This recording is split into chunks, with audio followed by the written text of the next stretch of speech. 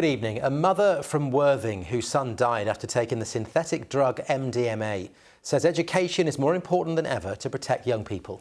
Nikki Parish has been telling school pupils about her son Billy in the hope other families will not experience such grief.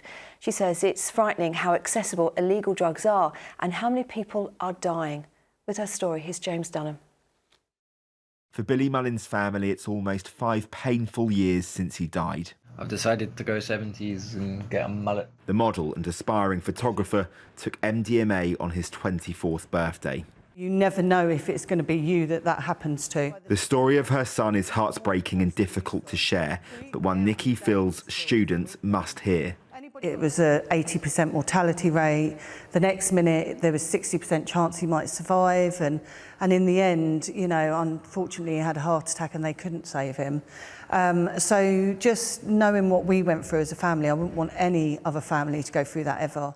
Sadly, the number of people dying because of drug misuse has increased. In South East England, 429 deaths were recorded last year, up 30% from the 331 10 years ago. Nationally, men make up around 2/3 of all deaths linked to drug poisoning. It's just really, really heartbreaking, and it just shows me that, you know, what I'm doing needs to be done. How worried are you about how easily accessible drugs are to young people? It's just so frightening nowadays. I mean, social media is such a massive way of them being exposed to recreational drugs. If we're talking about it and they know a little bit more, at least they feel they can talk to a parent. So always, without hesitation, just call 999.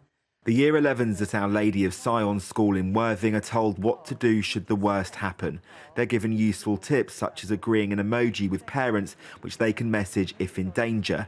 And later the pupils are handed drug and beer goggles which replicate the feeling of being under the influence and show how easy it is to lose control of a situation. This has been really eye-opening to find out what the impacts it has, not just on the person taking them, but their family and people who try to help them.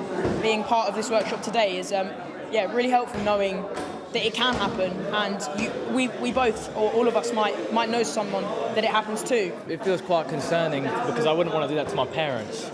I would hate to lose my life over something so minor, via peer pressure or, you know, following the crowd. The police are giving us information all the time about the issues, not just in Worthing, but in Sussex and wider.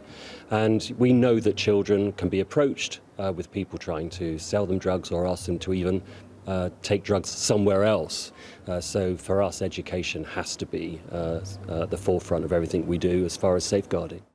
Nikki wants to take her charity Billy and Beyond and her free workshops into more schools. She believes they'll help prevent young people having their futures shattered by drugs and stop parents having to see their children, like she did, tied up to tubes in hospital during the final moments of their life. James Dunham, ITV News, Worthing.